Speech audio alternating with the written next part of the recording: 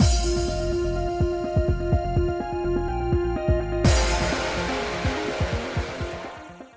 guys, it's Spacey Sims, and we are back with more Virche Epic Lycoris, continuing our interlude after stories. Doing Ongo this time. So, we harvest garden vegetables. I've loaded up our, obviously, you know the drill. We're at the morning after story, and we're going to get our first Onko CG, so.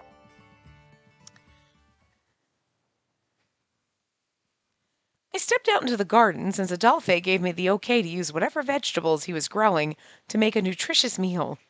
Suddenly, "Why, dear princess," I heard a familiar voice. I turned around in response and, "Uncle, what brings you here today?" "I wanted to see how you were doing, dear princess." That's true, he wasn't here partying with everybody. "I see." Is there a problem?" Well, I've only seen you at night before, so feels rather strange seeing you out here in broad daylight." "It is true that the veil of night increases my power, but I have no issue with seeing my dear princess under the burning light." I still didn't know what was on Anko's mind as he chuckled behind his sleeve. "I must say, last night was quite a feast of sorts. Which is why I was slightly worried that perhaps they forced you to drink." "What's the matter? You okay?" "What's the matter? You made pee-pee noise." "You alright?" "You're fine." "Huh? You were watching me from last night?" "Of course not. But the noise coming from the home was loud enough to transmit through the Lycorises down into Hades." He's like, "I live right next door, in the cave." I'm not surprised. It was definitely noisy last night. I doubted that a divine being like him knew what it was like to have a hangover. And maybe he forgot after hundreds of years, but no, After all, Uncle was looking with annoyance at the three men groaning inside the house. He's like, "My goddamn younger self is so stupid." "Uncle, do you ever drink liquor while on the surface?" "When I feel like it. A human I befriended long ago taught me how to make liquor." "Uncle drinking. How could I word this? Just imagining that's very mystical. I can picture you leisurely drinking in the field, surrounded by lycorises. That's a pretty CG in my head." Wait, are we going to get that? Nope. Okay, never mind. "I assume that idiot's enjoying her meals and drinking happily with his friends. If that didn't happen, then I'd be there too." "Well, it's not like I'm lonely drinking by myself." I'll go just sitting there drinking alone and crying. He's like, "Yes, it's rather magical and not sad at all. It is quite nice to drink good wine while watching the moon and the lycorises." Despite his words, he seemed slightly perplexed. Look at how beautiful he is. But it's like her back is the prominent thing in this screenshot, and it's like, if you're gonna, come on, do better. It's not that there's anything wrong with it, but it's like, and I mean, I get it, they're playing with perspective and stuff like that, and it's fine, but you're looking for an Onko CG, and he's like this tiny little bit, and she's like half of the CG. Her back is half of the CG. I mean, okay, come on. It's slightly disappointing. If it was zoomed in, so she was part of it and then he was a majority of the frame or whatever, if they cropped it differently instead of you're wasting the area on the right with the background. I mean, again, all the detail and everything is nice, but it's kind of but Anko's so small and it's supposed to be a CG for him and he just could have done it better. They've just disappointed me a lot with poor Anko, is all I'm saying. Anyway, once the incident is resolved, let me make something for you with wine as thanks for your guidance." "What?" "I mean, the investigation wouldn't have come this far without you, Anko. Furthermore, I also met so many wonderful friends like Eve because of you." All thanks to you stopping me from committing suicide. Princess. Was I being rude saying this without giving you a formal answer on our contract? Not at all. Perhaps in return, when the time calls for it, I may invite you to a private party for just the two of us. Oh, yeah, and then we end up getting pregnant from that private party. I know how this works. I saw the ending. When that day comes, I'd like to try some of those drinks with you. I am certain that an intoxicated blush across your cheeks would suit you beautifully. Flirt. After teasing me a bit, Anko cautioned me to take care, then bid me farewell. Oops, nope. I meant to. Nope. Oops, nope. Damn it. That's okay. That was the end of it anyway. Oh, never mind. Okay, so we're still. Okay. I was like, that's the end of it anyway. I was like, what did I do? I just like. It's like I forgot. I played a different game yesterday, just on my own. I was playing Genso Manage, and the buttons are all different, so it's like, I forgot how the buttons fucking work on it. Like, I don't know. Anyway, A Bridge to the Future is the next one. There it is. So, the night after failing to capture Boro, a beautiful sight could be seen from the cave that Anko calls home.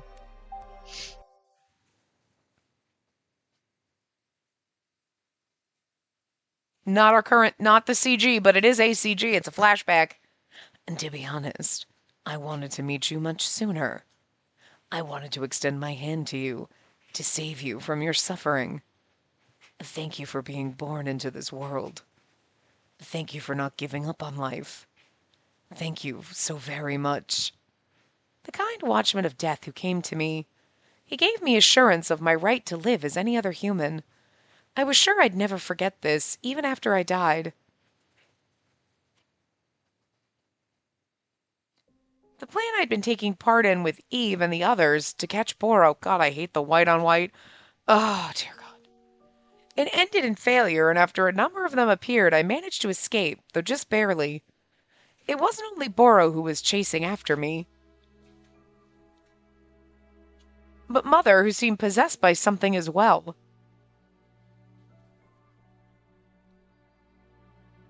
After escaping my pursuers, I came across the cave Anko used as his base in this world. It was planned that we would meet here with Adolphe, who had fallen unconscious back then.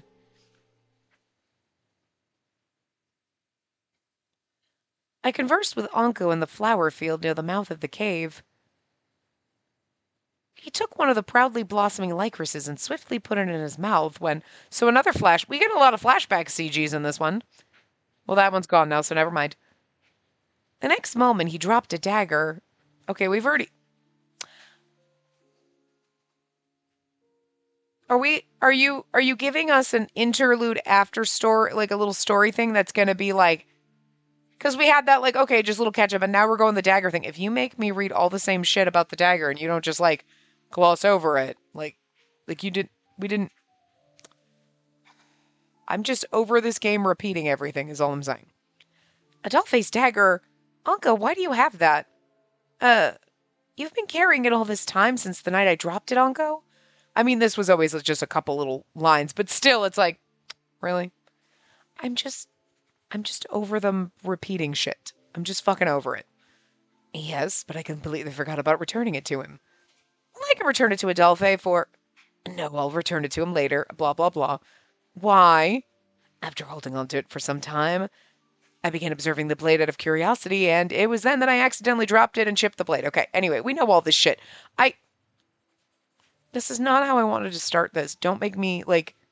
It's the same fucking shit. We've already read this in the first game. We've read it in this game. Now this is at least the third time, if not the 50th time that I've read this.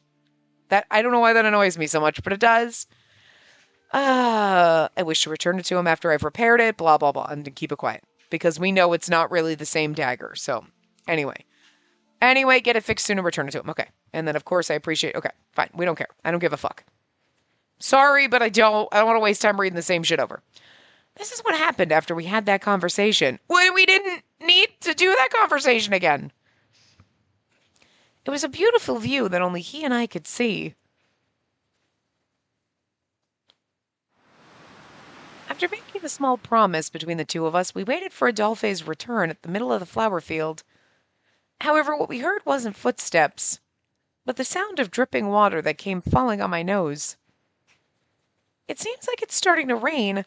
I hope Adolphe's all right. You needn't worry about him. The only redeeming factor about him is how tough he is. More importantly, you mustn't catch a cold. Let's return to the cave. Right. Though I was reluctant to head back, Anko pulled me along as we walked. I was walking fairly quickly, but the rain caught up to us. And now the rain really started pouring, getting my hair wet. Princess, please come here. Anko raised his arm in a gesture to keep me covered. I'm not quite as reliable as an umbrella, but the cave is nearby. I apologize, but please bear with me a moment. Thank you very much, but I'm sure you must be cold too. And this is nothing. The winds of Hades blow far more coldly than this. Apparently, the Watchman of Death didn't catch any colds. Well, he's also kind of immortal, so it makes sense, I guess. Not even shaking in the cold under the rain, Anko continued to keep me covered.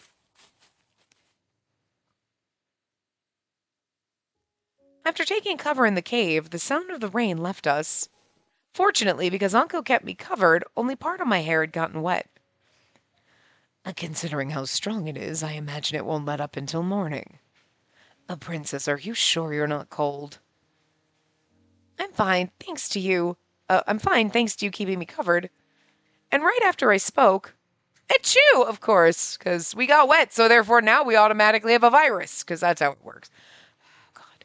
I sneezed immediately afterward, which made me feel like a fool. Sorry. And nothing to be embarrassed about. And that was quite adorable, in fact. And that said, we mustn't ignore any signs of you possibly getting sick. Please rest for today, Princess. With that, Uncle lifted up the bed sheets. Oh, no, I can't fall asleep while I'm waiting for Adolphe to get back. And there's no promising that we won't be found again by Boro come dawn. I didn't think it would be wise to... I think it would be wise to conserve your strength for tomorrow, don't you think? You're pretty good at convincing me to do things, Anko. It's only natural as your partner. Urged on by Anko, I slowly sat on the bedding. When the young one arrives, I shall wake you right away, so please sleep at ease. He gently pushed me to lie down. You promise? Please don't focus on fighting with him and forget to wake me. I swear on my body and soul. He's like my young body and soul that's in Adolphe. Trick. Uncle put his palm over my eyes, obstructing my vision. Though his hand was a bit cold, I felt a faint warmth that was still comforting and lulled me to sleep. Before long, I slowly fell into a slumber.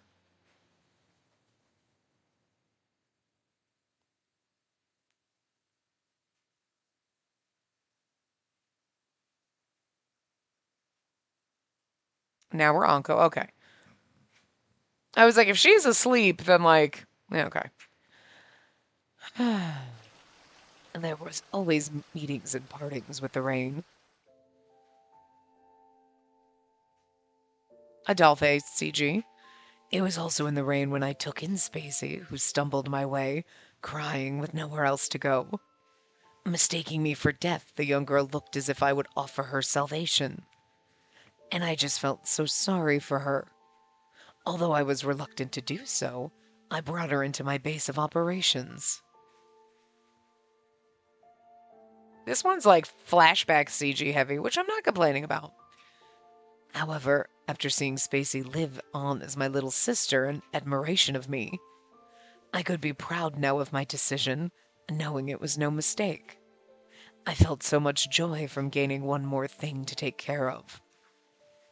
I promised back then that I'd never leave you alone in the rain, crying all alone. I broke that promise so easily. I let Spacey die alone in the rain. See, it's like, I mean, you just kind of want to slap him sometimes and be like, it's not your fault that she did this. It's not. It's not your fault. Like, and that goes for anybody who's ever dealt with anyone who's committed suicide. It's not your fault. You can sit there and beat yourself up all you want about maybe I should have seen the signs. Maybe I didn't do the right things. Maybe I could have done more. But the thing is it's outside of your control.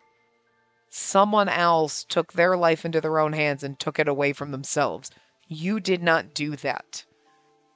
Like, and sometimes no matter what you do, it's not going to change that person's decision. You can't change that person's mind, you know? So you need to stop beating yourself up over it. You did not let us die. We snuck away and did it to ourselves. It has nothing to do with you, sweetie. Stop blaming yourself. Don't feel guilty. I mean, that's part of his character arc is obviously, and we wouldn't, if he was like, man, I feel bad, but like, hey, she did this to herself and I'm going to grieve for her, but I know it's not my fault. And like, he only had mild survivor guilt in a way. You know what I mean? And he just didn't have this intense guilt. We wouldn't have this story. So, I mean, to be fair. It must have felt so lonely. You must have been so cold. Unable to share any of what Spacey had felt. I gave her a kiss that was far too late. It felt so empty.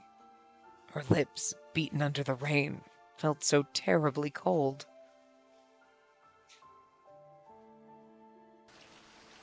That was why whenever I saw the pouring rain, I remembered Spacey and felt uneasy. I wondered if these memories would ever take another form.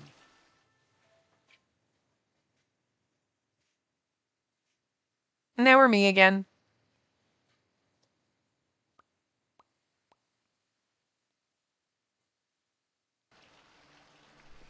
I woke up from the faraway sound of the rain. I saw that it was almost dawn. The cave felt a bit damp, which told me the rain was still falling, even without the sound. Well, there's also a waterfall in the cave, so I'm just saying. There's a little trickle of water in like a pond, so like it's gonna be damp in here raining or not. Does anybody not notice this? Do they not realize? Or did Anko get some magic glowy paint and make it as a fake? Because, I mean, this is the only explanation.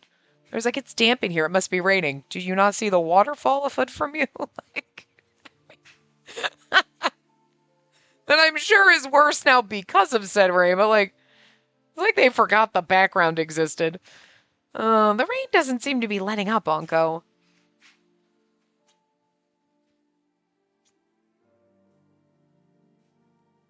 Huh. He should have been sleeping beside me, but he wasn't there. I looked around the entrance, but he didn't seem to be around. Is he outside eating Lycoris in this weather?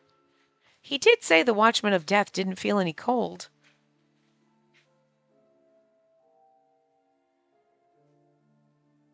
Uncle let me know it was okay for me to be alive.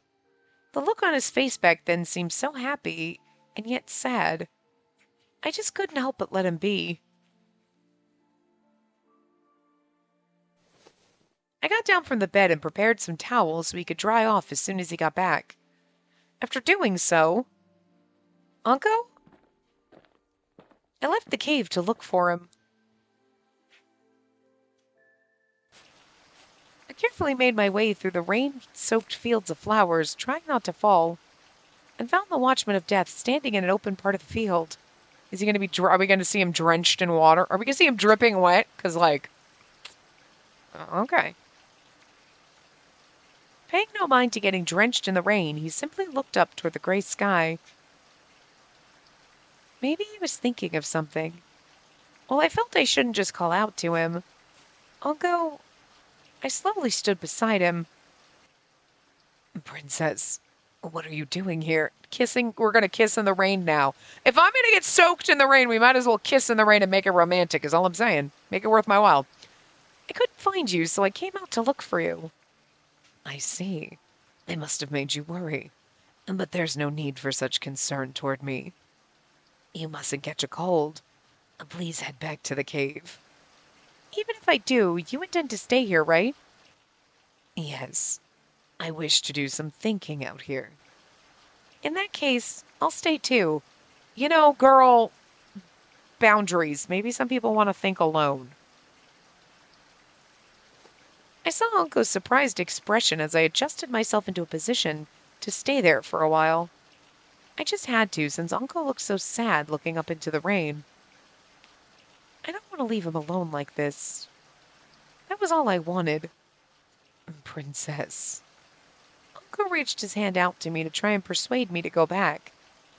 It's nice to look up into the sky like this when it's raining, isn't it? You look up into the sky as the rain's stabbing you in the eyes, and you're like, it's nice to look. You can't see jack shit. I mean, if you're standing looking kind of ahead but up, yes, but if you're tilting your head up, there's just water in your eyes. You can't see jack shit. This game is ridiculous sometimes. Before he could reach me, I reached out to him first and took his hand. I feel so lonely that I can't sleep without you there. I'll warm myself up as soon as we get back, so is it all right if I stay here for a moment? Uncle's hand was tight with surprise, but thank you. I felt him relax just a little. I stood there for a while, being beaten by the rain with Unco.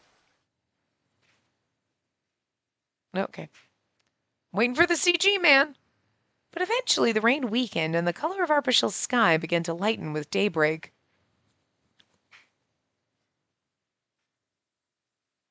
No kissing in the rain, CG. Let us head back. The young one might be there to meet us soon. Right.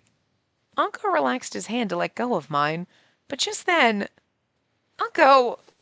I just happened to glance up at the sky and stopped him, pulling at his hand. Whatever is the matter, Princess?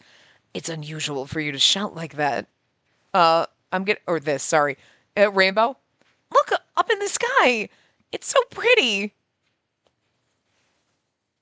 The Watchman of Death's gaze moved toward Arpachel's sky. The Watchman of Death's gaze moved... Whatever. And there...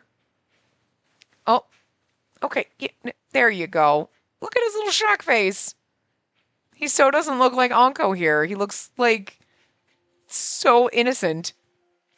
A rainbow bridge decorated the dawn. I like how we can't see the rainbow except for in the reflection behind them in the water. A rainbow at dawn. I never thought I'd see anything like that from here. Also, sir, excuse me, slut. Showing us your belly button. His shirt's barely buttoned. Like, okay. Unco sighed with emotion as he looked up at the sky. Me neither. This is the first time I've ever seen such a beautiful rainbow. I couldn't help but exclaim aloud like a child because it was so beautiful. I then turned to look at the side of his face as he stood speechless beside me. I'm so glad I stayed here with you. Because of that, I was able to see such a beautiful view. He's like, you're not looking at the rainbow. She's like, I know. Still counts. Thank you so much, Unco. He gave a small smile in response to my simple, innocent comment. It's I who should be thanking you. If I saw the same sight alone, I'd not have been as moved as I am now after having lived for so long. I was able to feel it was so beautiful. Because you were here beside me, Princess.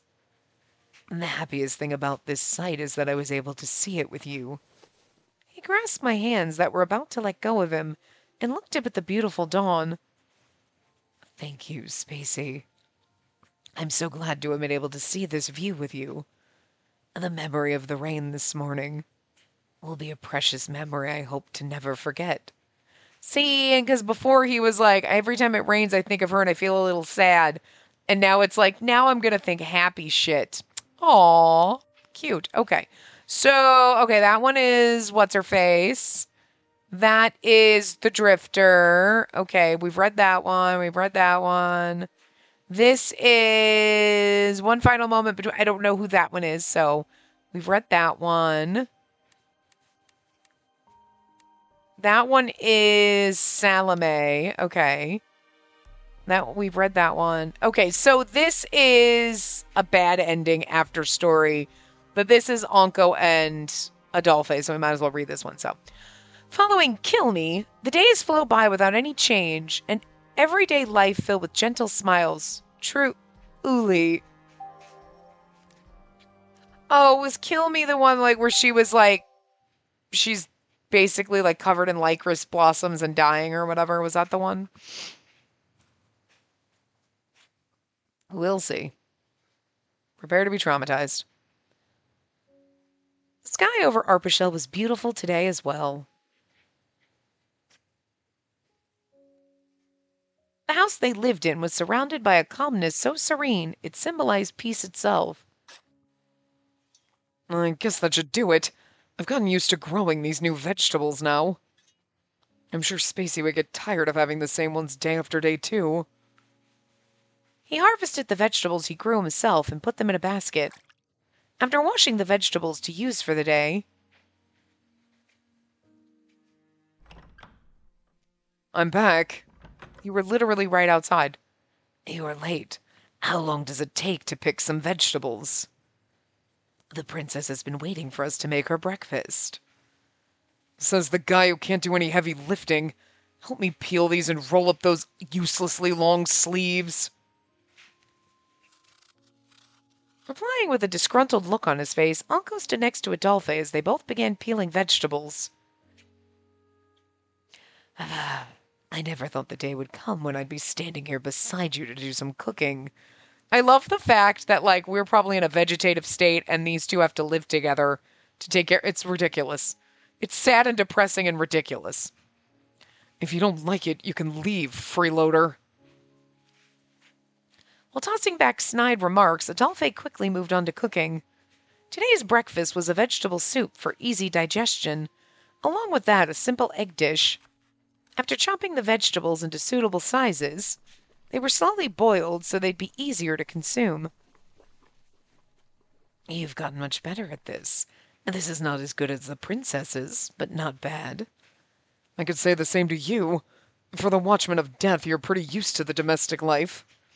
They're the oddest couple, especially because, like, you can't really be like, is this, like, romantic? Because they're the same person, so it's just masturbation at that point.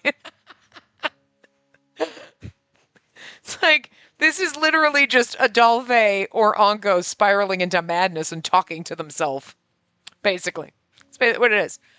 Adolphe's like, I'm just talking to myself, and Anko's feeling the same way. They're like figments of the other one's imagination in a way, but not. You know, but it's no different than like having a conversation with yourself. Except for yourself is another person now. Weird. I'm simply adjusting to the lifestyle of you humans. After seeing that the cooking was nearly done, Anko swiftly set up the table for 3, just like he always did. After a short moment, Adolphe brought out their finished breakfast. It was still far from what Spacey or Salome can make, but it was in fact better than what he could make before. And that should do it. Then let us fetch the princess so we can all eat together. With that, they both turned around to the bed behind them.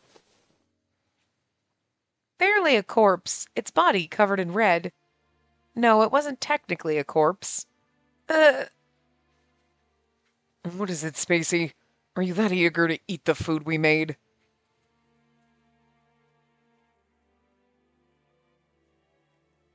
As an effect of her transformed genes caused by the evil doings of the Mad King Dahut, Lycoris sprouted all across Spacey's body, which was enduring excruciating pain even now.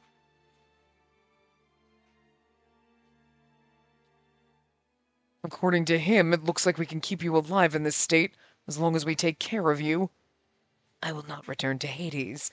I will stay here forever to watch over you until death. I mean, at some point, you've got to realize you're torturing her by letting her live like this. Carrying out what they promised, they struggled to keep Spacey alive thus far. That's why it's after kill me. She's like, please kill me. And they're like, yeah, no. Not only could Spacey no longer move, it wasn't possible for her to even open her eyes. Anko would gently hold her, using himself as support for her to lean against. Come, I shall personally feed you, dear princess. In order to keep you alive in your state, you must have your food. Spacey's body shook in response to Anko's terrifyingly gentle voice.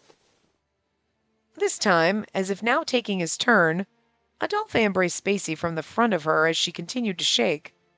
Spacey had pleaded so many times to the two of them who had forced her to stay alive.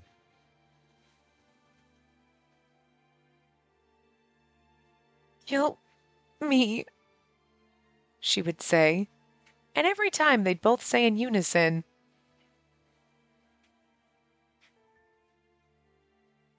"No." They'd speak as if it were an obvious truth, and answer in that manner every time Spacey begged for death. "We won't dare let you go into the afterlife, my princess." "So that you'll never say that again."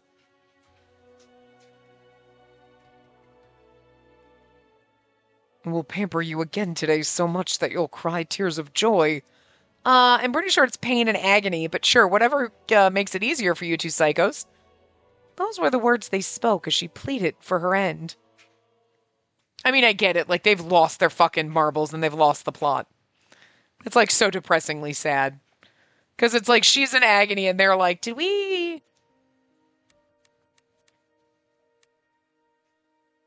Okay, that one... All right, so we were going this way.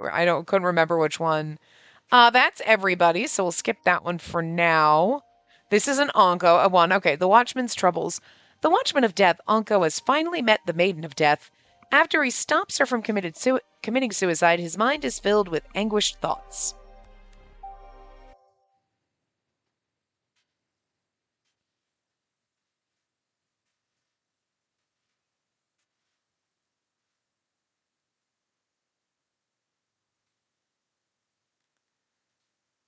Well, until another day, I look forward to your reply. May the blessing of the black Lycorises be with you. The end. I'm just kidding. Is she gone? No. Spacey was still walking around the area looking for me. I couldn't let my guard down until she was far away from here. After carefully keeping an eye on her, a few minutes later, Spacey left the field. Good grief. I came out sighing in relief that I wasn't found. In my pockets were special bombs that generated wind, which I used to help me act like the Watchman of Death. It was something the Drifter came up with and made in order to help my disguise as a supernatural being. To put it another way, I never knew acting as the Watchman would be so embarrassing, Drifter. Everything about the being she encountered was an act. That was so embarrassing I could die. It was strong enough to make the very concept of embarrassment come back to life in me. Why did he have to make up a character like this, who's so completely the opposite of Adolphe? But it was thanks to him that I'd been able to continue building antibodies against the Lycoris. Regardless of how embarrassing it is, I have to do this. From here on out, I would exist as the eccentric Anko, and guide Spacey, who I had once let die in the past, into simple, normal happiness. Anko is a being who exists for Spacey, a being born to save her. If that was who I was, my duty is to attend to my beloved death. I wouldn't make the same mistake ever again. Just wait, Spacey. This time No, I shall see to it your life is kept safe. No matter what might happen to me in the end.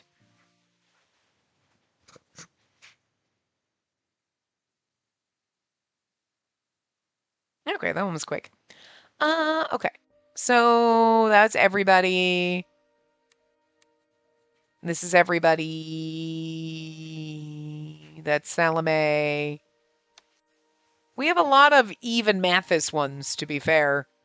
That's almost everybody except for Anko. This is... Okay, that's Dahut. Okay, this is Anko and Adolphe, so I'll read this one. One day at Adolphe's house, Anko notices rain. A conflict emerges when discussing the idea of bringing the heroine home. Who will go? Oh, there's an image in this one, though. Oh, right, because there's always the dual one, so perfect. You just never know which two characters. We got Cyan and Eve, we got Mathis and Lucas, and now we get Anko and Adolphe, which makes sense. Oh. Anko looked up from his book upon hearing the sound of water. Outside the window was a gray sky with droplets sprinkling down in succession. Quite a fickle sky, considering it was fair earlier. Not that I cared much. Oh.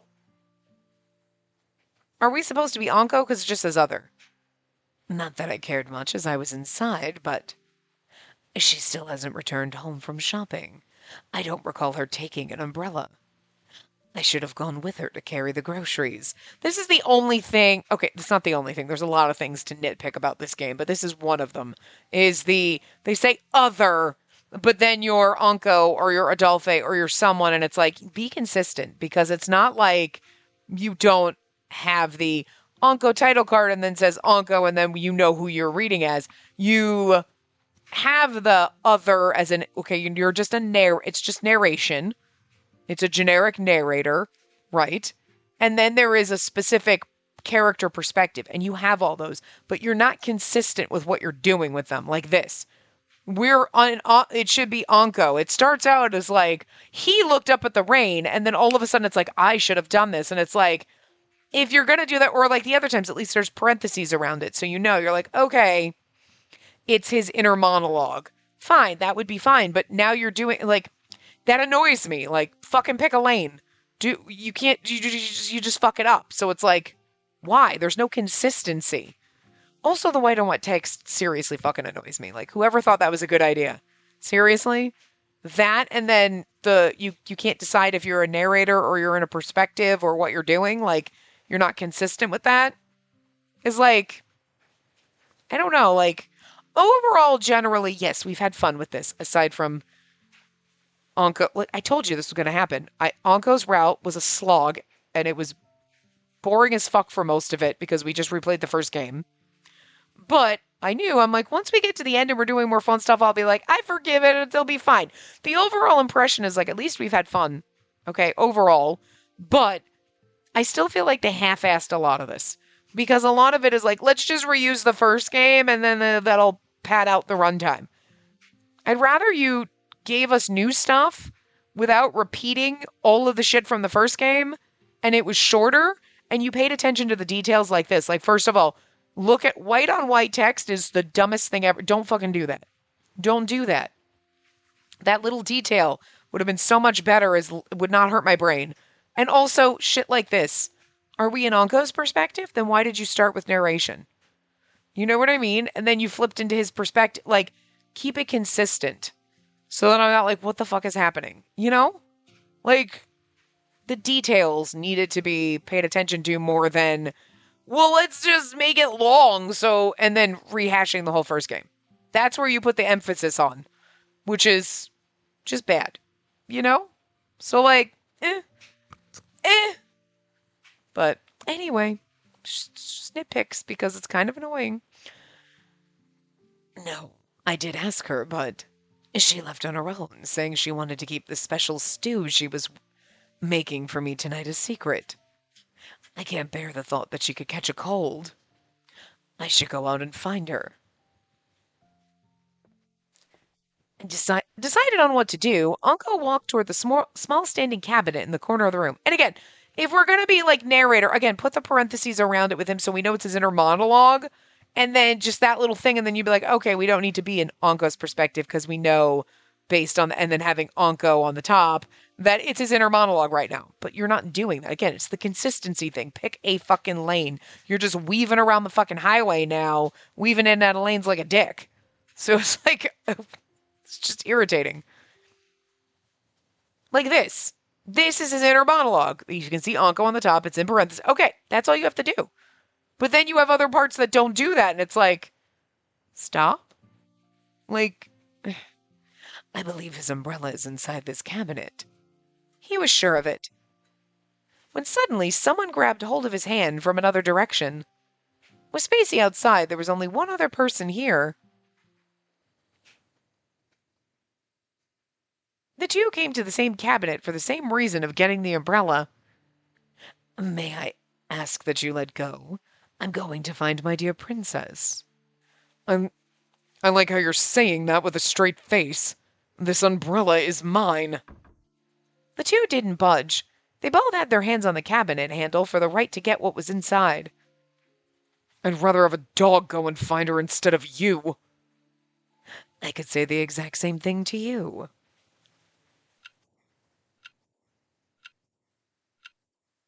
See, like, again, the narration part makes sense as other. But when Anko was doing his inner monologue, just make that line up with the rest of his inner monologue. Don't, you know what I mean? Not like it's fully his perspective. Like, just, again, the consistency. They both tried to open the cabinet, but it tumbled over from their tugging. Idiots.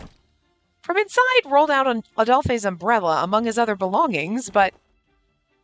I got it! No, you don't. Anko kicked the umbrella away just before Adolphe could reach down. Damn it, that's mine! I love that they're fighting over an umbrella like idiots. It's your fault for not getting to it sooner. Anko moved to grab the umbrella that he kicked away. Dumbasses. Just as it seemed as if he'd be victorious. Adolphe stepped on Anko's trailing hem and tripped him before he could get to the umbrella. This is hilarious. Why, you would do this for a mere umbrella? Adolphe yelled at Anko as he rubbed his bruised nose. She's gonna walk in as they're fighting. Like you're one to talk. You just stay here and wait for us to get back. Oh, you just stay here and wait for us to get back. The conflict continued.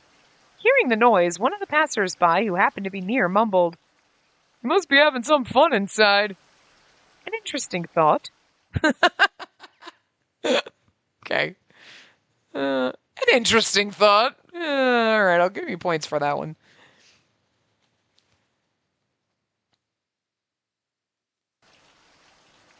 What to do? Under a large tree, in front of me was a curtain of rain. The sky was clear only moments ago, but the rain began to pour the moment I was done shopping. Luckily, I didn't get wet, but at this rate, it doesn't seem like it's going to clear anytime soon.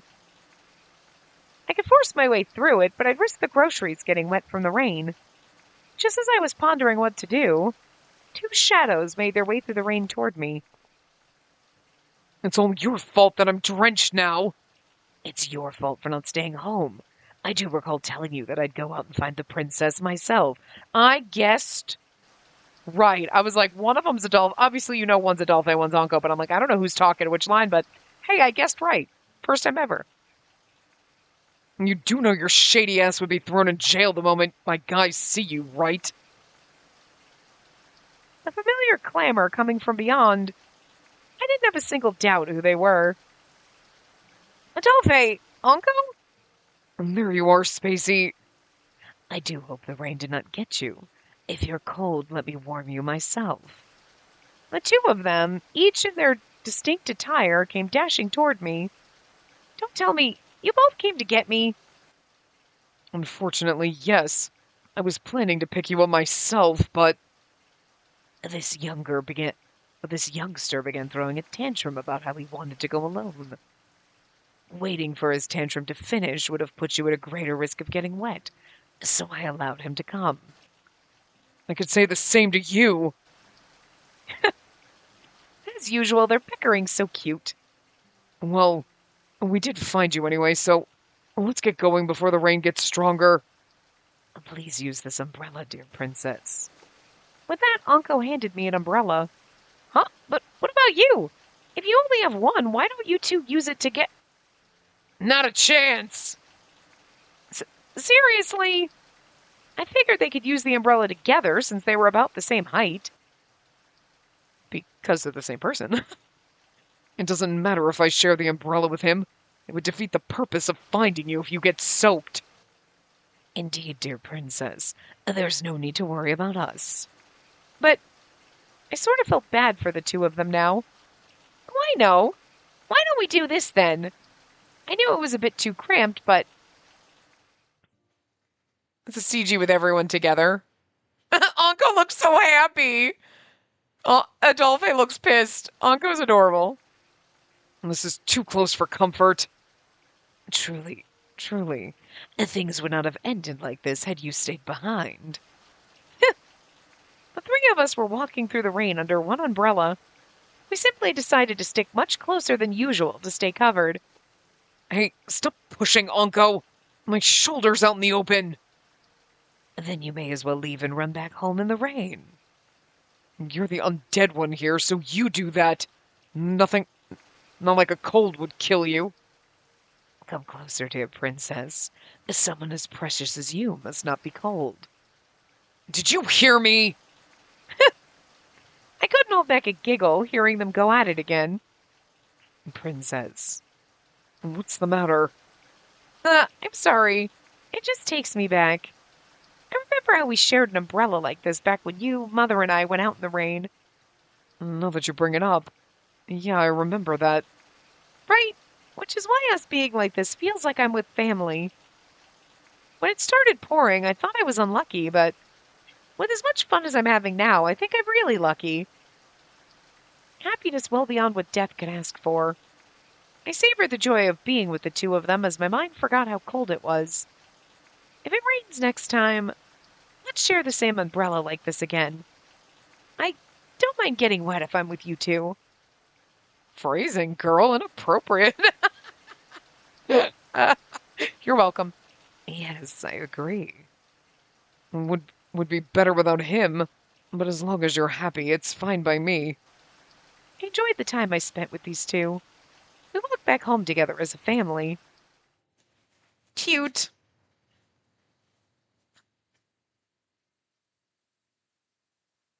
All right, and I think... Right, this was everybody. Okay. And then, though we've read that one now. We've read that. Okay, this is an Adolphe one. Okay, we don't have any more Anko ones, but we have a little bit of time. So I will read the Adolphe one, because Anko and Adolphe are basically the same person. So, the heroine's adopted into a certain orphanage. Despite the rumors of her being the despised death, Salome only sees a sweet girl.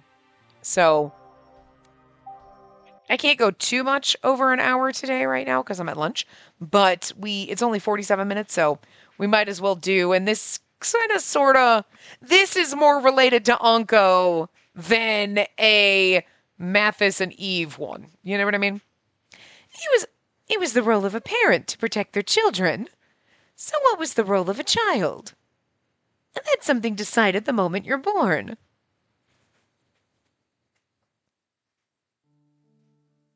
What to do? Midnight.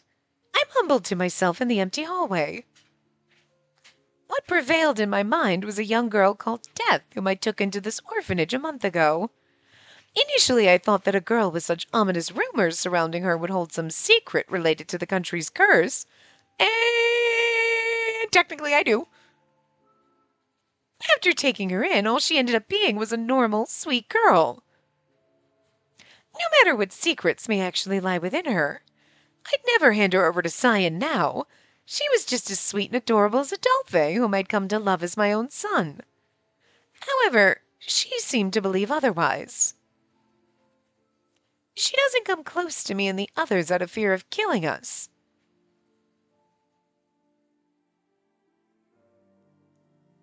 I didn't blame her. After all, nearly all with whom she'd previously associated met an unexpected death. In fact, even after arriving here, the child that was rooming with her began to fall ill, which was why I prepared a room just for Spacey. Of course, that decision's making matters worse as it's making her more fearful. It was possible she longed to fall asleep with the warmth of another person sharing her room.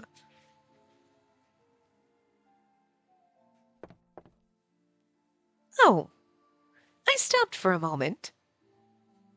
I saw one of the children standing ahead of me.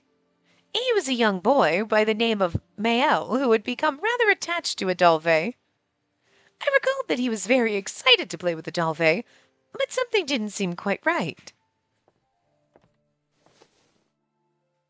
What's the matter, Mael? You don't look very happy. I knelt down to speak to him eye to eye. It's not my fault. It's Adolphe's fault. Mael puffed his cheeks when he heard me call out to him. Oh, my. Did you have a fight with Adolphe? Not a fight, but Adolphe got really mad at us.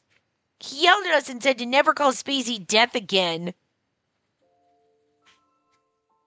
How come he was mad? We were just trying to chase death away to protect you and everyone else.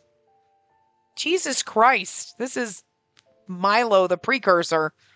How come Adolphe got angry with us instead of that girl who kills people? Oh, I knew this would happen eventually. So you treated her poorly, not because you don't like her, but because you were worried about everyone. Mael nodded in confirmation.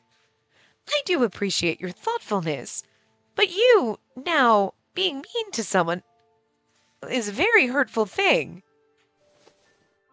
I embraced Mael and spoke in a quiet voice. Did you know that when I used to live with my family, they were so terribly mean to me that I almost died? Really, Mother? Really, and because of their meanness, I lost someone very precious to me. I know this may be a bit difficult to understand, but if you are mean to her, even for the sake of protecting others, it won't help anyone at all.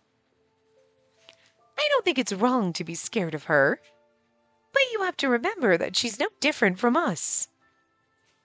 If we got her out of here, she would die from hunger and cold. But...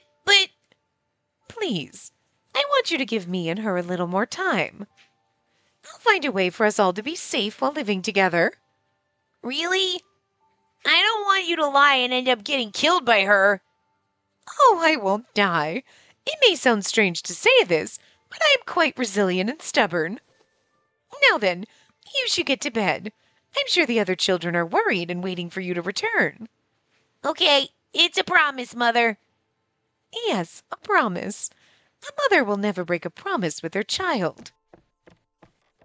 Mael repeated the promise many times before finally returning to the children's room. What to do? Despite what I said to Mael, reality was harsh. Children were also afraid of death. Because they were so young, they may not be able to overcome the fear of something as complicated as death. And there have been others who have come here to demand that Spacey be removed from here. I can't dismiss that the children may have heard such heartless comments. What should I do? Am I able to truly protect my dear children this time? I didn't want to repeat my mistakes. Liam, please grant your dear mother the strength I need from heaven. Well, he's at the research institute, so he ain't gonna grant that wish. The children must have fallen asleep after Mael's return. I continued to do my rounds inside the quiet orphanage. Along the way, I came across Spacey's room. I'm sure she's asleep by now.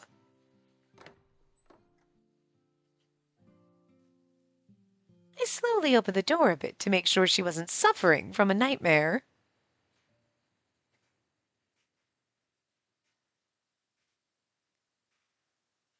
Where is she? The entrance door was securely locked, so I highly doubt she was outside. Where could she have gone?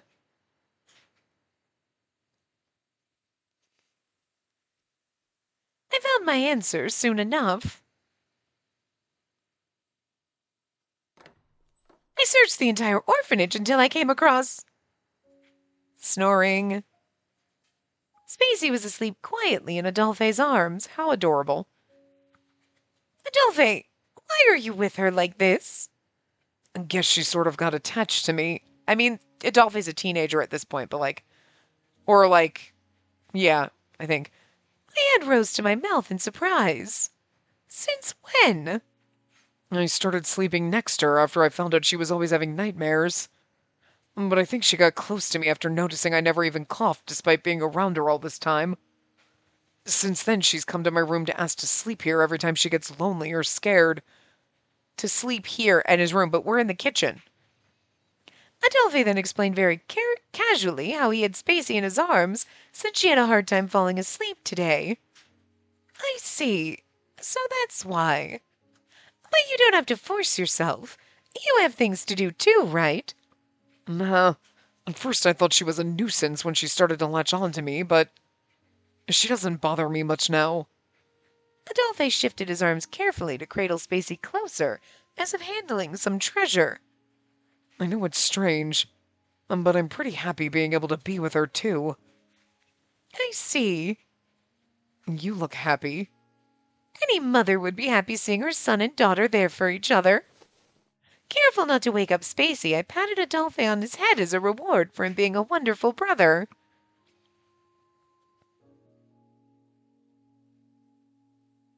Adolphe, I'm finished sewing. Yeah, looks good. Since then, I saw Adolphe and Spacey together much more often than before, even during the daytime. Slowly but surely, she began to open up to him as a brother, as well as to me, since he relied on me. I'd never forget the joy I felt when her tiny voice called me mother for the first time. Seeing the two of them together made me feel like they were true siblings.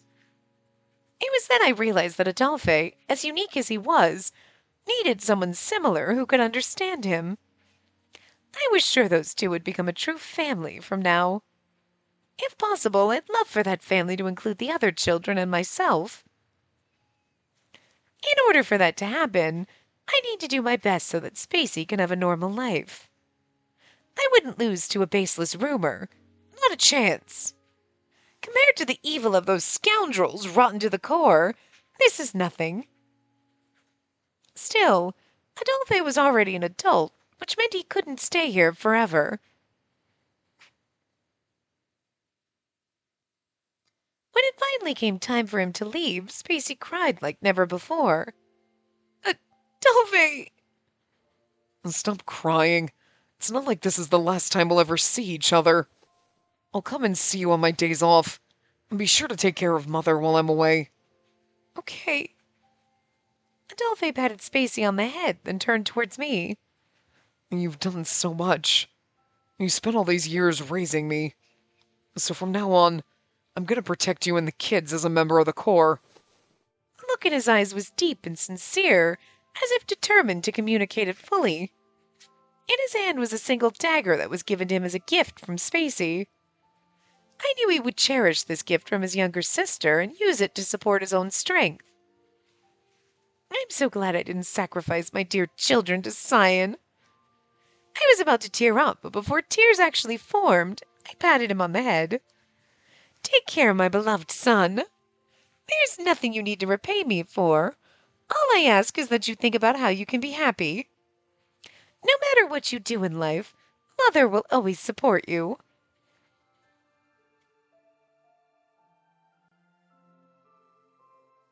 It was the role of a parent to protect their children. So what is the role of a child? That's something decided the moment you're born. It's to live even more happily than your parents. I was like, deja vu. I was like, we're repeating the earlier lines. Are we going to replay the whole thing? Well, that's perfect timing. So that's a pretty good end place. So you hold on, bird. So we get to go to our other because we need to see this one. Aww. There's everybody. Uncle is so adorable in this one. Like, poor Adolphe, he looks so pissed. But it's cute still, so. Kisses for the bird. Yep, and I think that was the only one that was new. Yeah, all the rest of those are older ones. Okay. And then, whoops, Anko's right here. So, these two. So, like, okay, right? If it was, like this. Say this was the way the CG was. Perfect. Because then he's the front and center. You know what I mean? But instead it's like her back is front and center. You know? But I do like his little shocked face.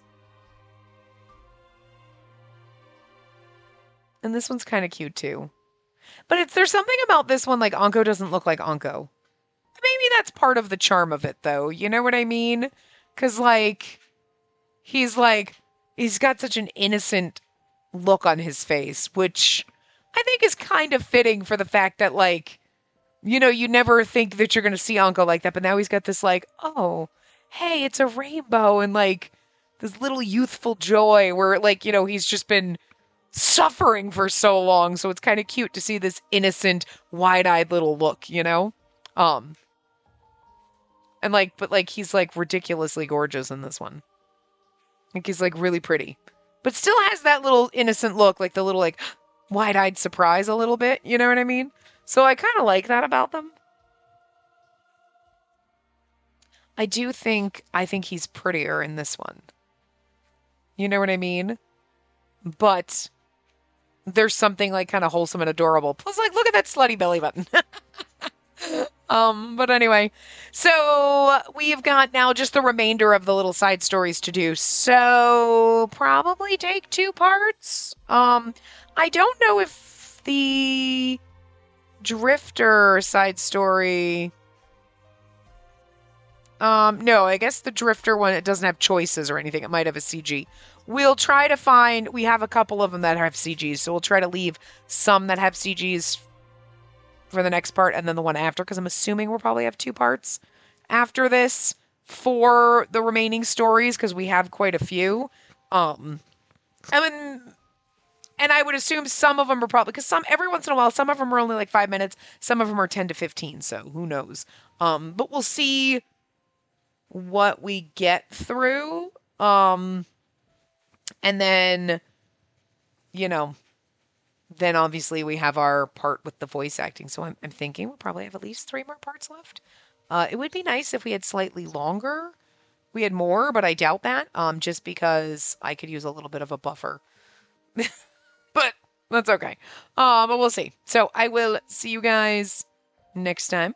Remember to give the video a big thumbs up and subscribe to see more.